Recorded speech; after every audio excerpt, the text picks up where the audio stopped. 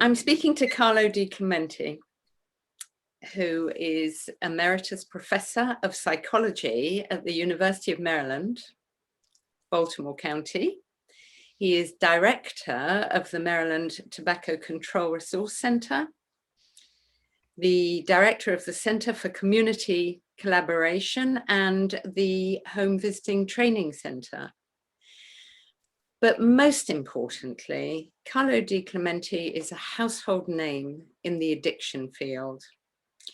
Ever since Carlo introduced us to the model of change, the trans-theoretical model of change, back in the 1980s, and has continued to work and research and get lots of other people to do research, to elaborate our knowledge of the stages and the processes and the levels of change and the importance to our practice, so that people, regardless of their theoretical or their therapeutic orientation, use this model, which helped us to organize our thinking about where our clients and patients are at, and on the basis of this to shape our practice in the addiction field and way beyond the addiction field. So I'm very pleased to be catching up with Carlo and to be asking you, Carlo, to talk to us about where we left off in our interview in 1993, which many of you will have seen on the Result for Addiction website, was really the excitement about what the model, the direction it was taking us in, from the point of view of more accurately matching our interventions to where the client was at, taking account first and foremost of where they were at. Would you start from that point, Carlo? Sure. I think that where we were was we had described the model actually 93. So the first motivational interviewing book came out in 91, which was really an attempt to address the early stage kind of issues that people had so that they could actually work with them. And since then, we've had a number of research projects, and I've been doing a lot of thinking about the model. The model, as you said, Gillian, is a heuristic model. Eureo means to, in Greek, is to kind of discover. So it's really a helpful template to discover not only where the person is, but what they are doing, where they are in this process of change. And so from there, we had kind of moved in. We did a large study called Project Match, where we looked at both the processes and the stages of change. It became clearer to me that people were using the stages as labels rather than as understanding that each stage really represented a series of tasks, things that people need to get done. So if you're in pre-contemplation, it's not just that you're not interested in changing in the near term. If you're in pre-contemplation, it's because what we need now is you need interest and concern and hope that you can change to be able to move into contemplation. If you're in contemplation, you need to really kind of think about, but you need to kind of make a decision. Early on, even in the model, when we couldn't find the preparation stage, or we called it the termination stage, if you remember back that far, we then found, well, wait a minute, we couldn't find it in the research, and so we kind of said, well, wait a minute, there's pre-contemplation, contemplation, action, maintenance, and then the contemplation group was too large. And so basically we really had to kind of say, well, wait a minute, there are people in contemplation who have made a decision. So they are more ready. So that's where the preparation stage comes in. But preparation is commitment and planning.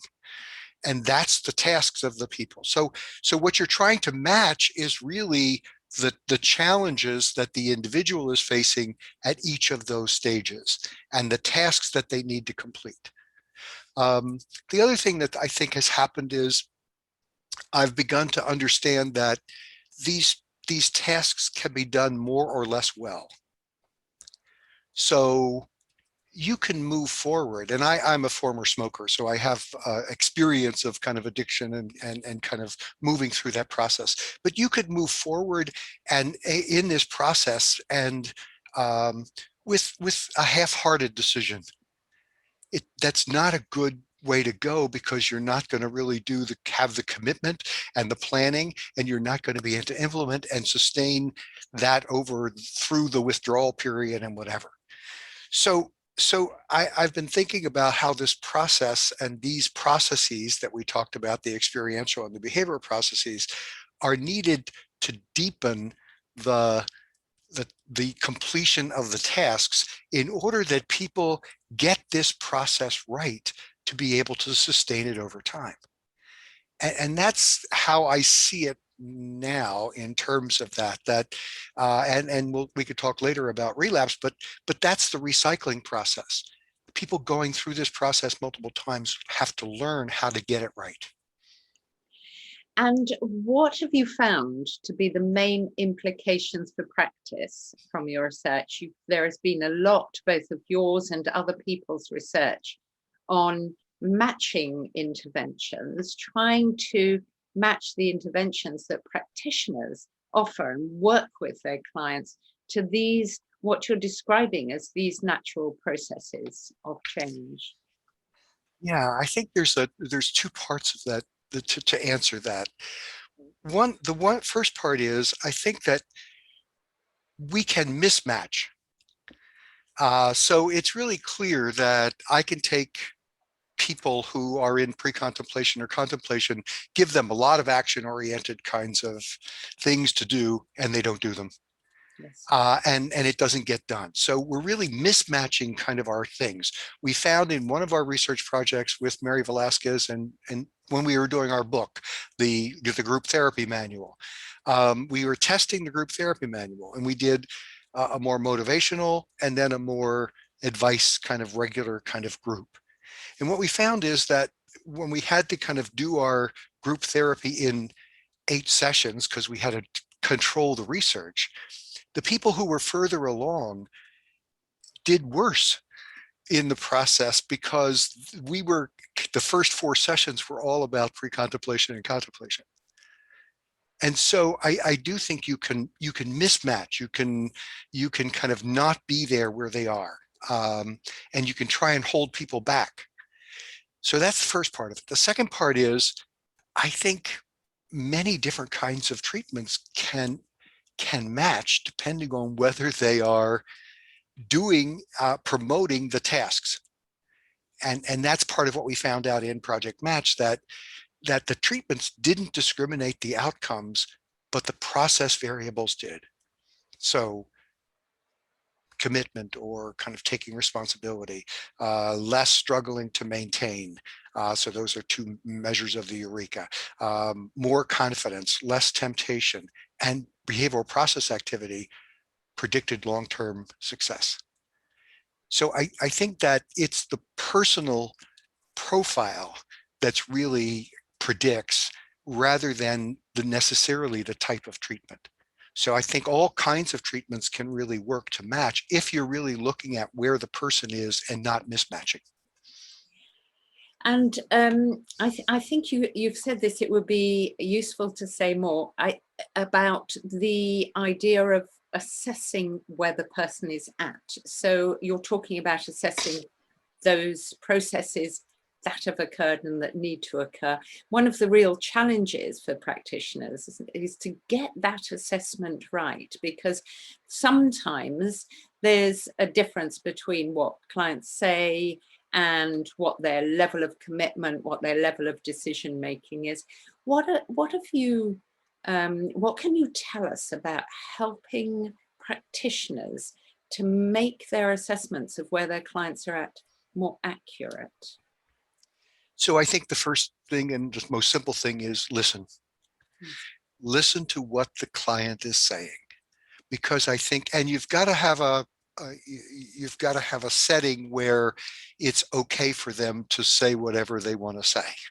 So that's the other piece of it. If they think you're invested in doing this, they will tell you what you want to hear rather than what they're really feeling, thinking, and doing in their lives. And that's what you need to get access to. So I think there are several things. I mean, so there are measures. We've used measures. What the measures do, however, is really ask questions about, they endorse different statements that represent thinking, feeling, behaviors that are related to the different stages. So I think what I've been asking people to do is to just begin a conversation.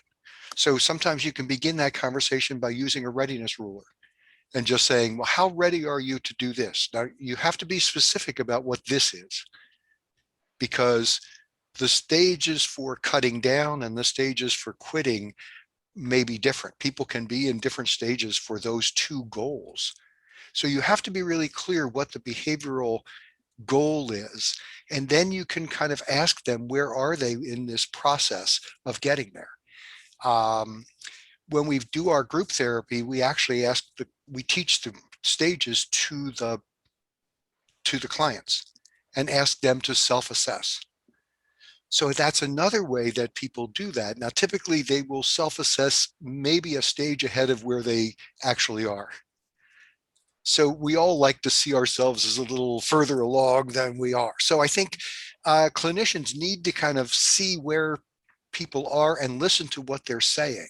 And when I teach the processes, for example, I actually use the motivational interviewing video, The Rounder, because it's a video that was done by Terry Moyers, and you can actually see the person talking about the processes of change. They're talking about changing the way they see themselves, so self-reevaluation.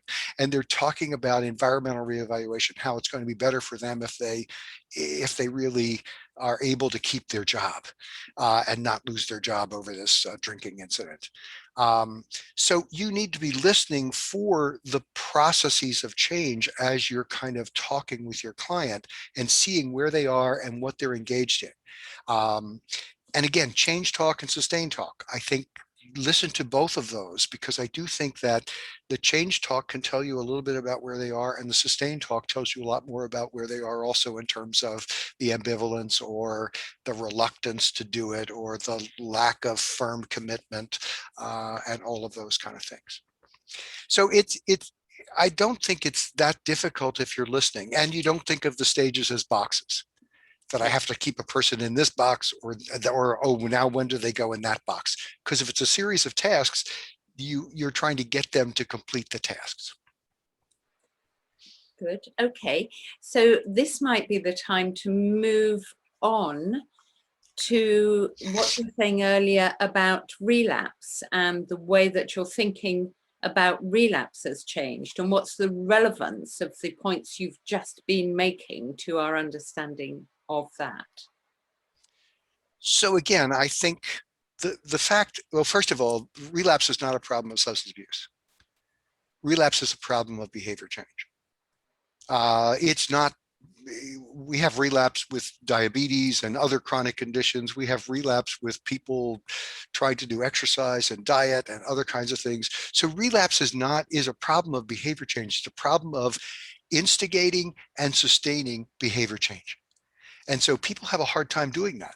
John Norcross has done some work on New Year's resolutions, and people may have to make the same resolution for 5 years sometimes before they actually make a change. So then you have to think about, well, what is this? What's the function of this relapse? And especially because in the model originally, we kind of said, well, relapse isn't a stage of change. Relapse is an event that happens or something that happens that brings people back into earlier stages. And so they're recycling. So they move back into the earlier stages and have to go through that process again. So what's this thing going back through this process? Well, if it's successful, they must be learning something as they go along. And so that's where I have kind of thought, well, this is more successive approximation learning. It's really how we learn how to do things, how you have to kind of keep doing something and learning how, oh, this is not right, I've got to do it this way. Oh, this can't work, I have to do it some other way. So that's really where I think the process is. It's a learning process. And relapse, I think that why I think the term is stigmatizing, especially in addiction. Yes. So I think we should get rid of that term and talk about recycling into recovery or something else that would be more helpful than kind of doing that. And I can talk a little more about how to handle relapse, but we can do that if you want to go there. I think that's very important because you've talked about the kind of processes we're looking for and the kind of way that we need to listen to people who are what you've called pre-contemplators in the model of change. These are the real challenges of working in the addiction field and in other behavior change fields, as you've pointed out, and it's very helpful to make those comparisons. These are the real challenges, and these are the real sticking points for so many people at an organizational level, I would say. So people talk about people who aren't ready to change, and that's stigmatizing. And people talk about people relapsing, and as you say, that's stigmatizing. But these are the real challenges. And what you're saying here is, let's change the way we think about these things. Let's conceive them as opportunities. And I'd very much like you to say more about that, because that's a thing that really troubles people from an organizational point of view, from the way that they organize their services. Services are still very focused on that, on people in the kind of determination action stage, where really people are most likely to change anyway, where what you're saying so positively is put much more attention into these people who are having difficulty getting started, and those people who are having difficulty sustaining the changes that they've made. Yes, I think that's well said. I mean, I think that that's really the challenge, is kind of working with those folks. And again, so when people come into treatment, they're not change virgins, as I say, because it's not like they've never tried to change. They've already tried to change multiple times, probably, and they failed. That's why they're in front of you in treatment. So what that whole idea then is, let's look at failure and how failure can teach us. So I've been doing a lot of reading about how failure is the lifeblood of science. Failure is, there's a book on black box thinking, that the airlines use the black box and debrief things, but they take a year to kind of debrief this whole thing, because they don't just look at the black box. They look at everything that's happening.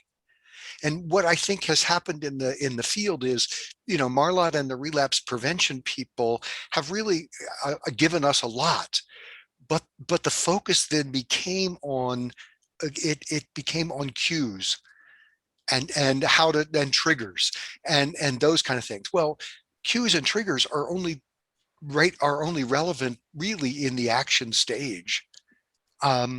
Some of the things that people have not been doing well are earlier tasks.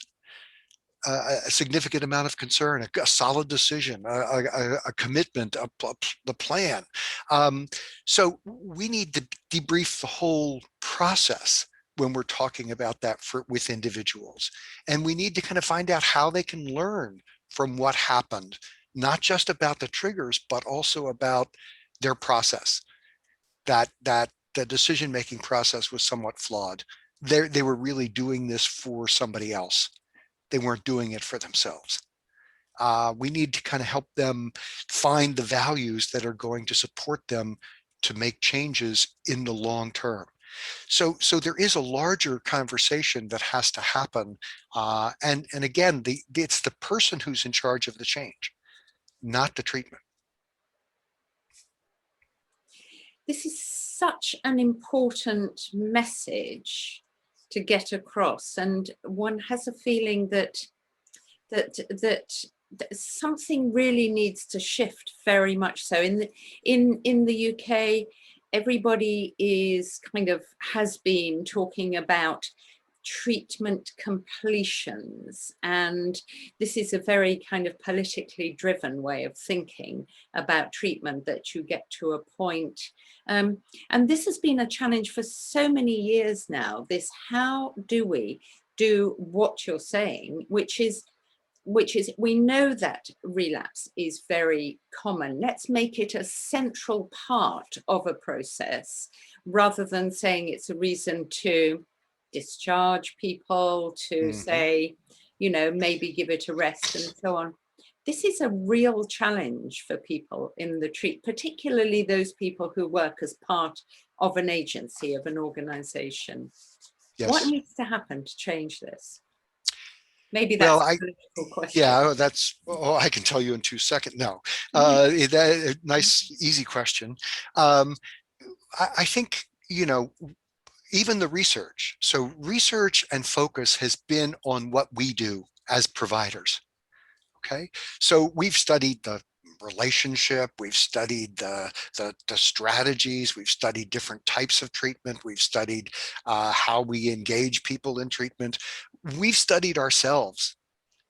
The challenge is we've got to turn that around. Treatment is the background. The foreground should be the client and the client's process. I mean, even SAMHSA these days has talked about recovery as a process of change. That basically it's a process of change whereby the individual begins to kind of move toward wellness and health, and is able to kind of do a self-directed life. So that's what we're really going for. And so that should be the goal and should be the work of the individuals. And then we need to find ways to kind of help that person do this. And if this way doesn't work, maybe we try another way. Just as we're learning from the relapse process, they have to learn from the relapse process how to get it right. We have to learn how to help them debrief it and figure out what's going on and how to get this process better. And what you're saying with your emphasis on wellness and people's improvement in their social functioning, their psychological functioning, their sense of their self, and their optimism, this really needs to be what shapes our interaction with people, rather than just focusing on the substance use itself, albeit that the substance use tends to be what enables or doesn't enable those other improvements in wellness to occur. Yes, I think that's a really good point. And there's certainly, it's complicated. There are multiple things that people need to change. And that's why I think if you keep the change model in perspective, recovery then becomes a series of changes. So, you know, the wellness piece, people have to change the way they eat, or what their physical activity, or some other kinds of pieces of that as well. And sometimes those changes support the changes in the substance use. You know, we know in tobacco that if you can get somebody to do physical activity, the likelihood of them being able to be more successful in quitting smoking is actually higher, because they're incompatible behaviors. And we have a group in Baltimore that I just talked with. It's back on our feet. So it's taking people who are in substance abuse treatment, and they're beginning to walk and run early in the morning. And it's a group that goes out and does that walking and running and goes back into treatment and then tries to figure out what they're doing. So getting those people engaged in that, some of those have gone on to run a marathon. So, you know, it's a series of changes, and this process is one where if you have this perspective on the process of change, you can help people in a variety of different areas. Fantastic. Can I just ask you one final question for practitioners? What would you, if you were to recommend one thing to them, to practitioners, to people who are seeing clients every day, busy practitioners, what would you recommend them to read? And don't be shy about it being something that you have written, obviously. Well, I think there's a couple of things when I teach my course to clinicians. I tend to use my book, Addiction and Change, to try and help people to understand the process. I get them to read. There's a book that Bill Miller and Kathy Carroll did, Rethinking Substance Abuse. And it's a series of different, we all got together, different ones of us, and talked about different topics and presented to each other and then wrote the chapters. Yeah. And it's really quite a good compendium of perspectives on how to look at addiction from a lot of different perspectives, genetic and cultural and other kinds of things. And then I guess what I would say is, I think books written by people who have gone through recovery. I think reading some of that, I mean, Ann Fletcher has done some of that, trying to interview people and put some things together, but listening to how people conceptualize how they got into recovery and how they went through, I think is a really important thing, because that's the process that we're trying to understand. Thank you for those wonderful recommendations, and thank you very much for your time in talking to us. And I particularly find that when we talk to you and when we listen to you, Carlo, it so resonates with our challenges and with what we find, what we think in our everyday practice. And your continuing optimism and enthusiasm is really very wonderful to hear. Thank you very much. You're very welcome. It's a pleasure. Time with us.